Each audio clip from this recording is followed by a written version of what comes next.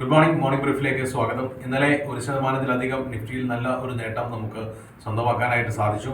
ഇന്ന് അതിന്റെ തുടർച്ച ഉണ്ടാകുമോ എന്നുള്ളതാണ് എല്ലാ ഇൻവെസ്റ്റേഴ്സും നോക്കിക്കാണുന്നത്. ഇന്ന് നമുക്ക് ഗ്ലോബൽ മാർക്കറ്റിലേക്ക് നോക്കുകയാണെങ്കിൽ ഓൾമോസ്റ്റ് യൂറോപ്യനും അമേരിക്കൻ മാർക്കറ്റും എല്ലാം തന്നെ ഒരു ഫ്ലാറ്റ് നോട്ടിലാണ് അവസാനിച്ചിരിക്കുന്നത്. ഏഷ്യൻ മാർക്കറ്റിലേക്കും സമാന അവസ്ഥയിലാണ്. ഏഷ്യൻ മാർക്കറ്റിലും യാതൊരു ഇൻഡേഴ്സിലും ശക്തമായ ഒരു മുന്നേറ്റമൊന്നും കാണുന്നില്ല. എല്ലാം ഒരു ഫ്ലാറ്റ് നോട്ടിൽ തന്നെ സ്ഥിതി ചെയ്യുന്നു. ഗിഫ്റ്റ് നിഫ്റ്റി ഇന്ന് ഏകദേശം 20 പോയിന്റിന്റെ മൈനസിലാണ് ഇപ്പോൾ ട്രേഡ് ചെയ്തുകൊണ്ടിരിക്കുന്നത്. അപ്പോൾ സമാന രീതിയിലുള്ള ഒരു ഫ്ലാറ്റ് ഓപ്പണിംഗ് ആയിരിക്കും നമുക്ക് നിഫ്റ്റിയിലും പ്രതീക്ഷിക്കാവുന്നത്. ഇനി നമ്മൾ നോക്കേണ്ടത് ഒരു ടെക്നിക്കൽ ബ്രേക്ക്ഔട്ട് ലെവൽസുകളാണ്.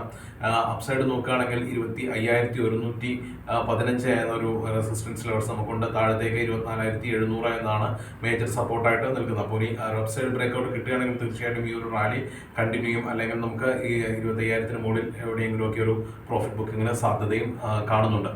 മറ്റൊരു പോസിറ്റീവ് വാർത്ത എന്ന് പറയുന്നത് ഏറെക്കാലമായി ഏകദേശം 3 വർഷമായി തുടർന്നുകൊണ്ടിരിക്കുന്ന ഉക്രൈൻ റഷ്യ യുദ്ധം അവസാനിക്കുന്നു എന്നൊരു സൂചന നൽകുന്നുണ്ട്.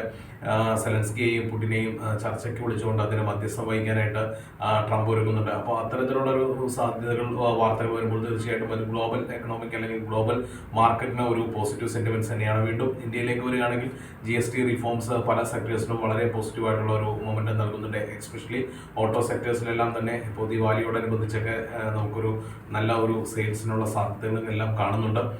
അപ്പോൾ ഓട്ടോ സെക്ടേഴ്സ് ഒരു പ്രൈം ഫോക്കസ് ആയിട്ട് തന്നെ നിൽക്കുന്നുണ്ട്. ഇത്തരത്തിൽ പല സെക്ടേഴ്സിലും പോസിറ്റീവായിട്ടുള്ള റിഫോംസ് ആണ് GSTയിൽ കൊണ്ടുവരുന്നത്. ഇത്തരത്തിൽ സെക്ടർ സ്പെസിഫിക് മൂവ്മെന്റ്സിനുള്ള സാധ്യതകളും കാണുന്നുണ്ട്. അപ്പോൾ നിഫ്റ്റിയുടെ ലെവൽസ് എല്ലാം നോക്കി തന്നെ നമുക്ക് ട്രേഡിങ്ങുകളായിട്ട് മുന്നോട്ട് പോകാം. ഏവർക്കും ഒരു ശുഭ ട്രേഡിംഗ് ദിനം നേരുന്നു. Thank you so much.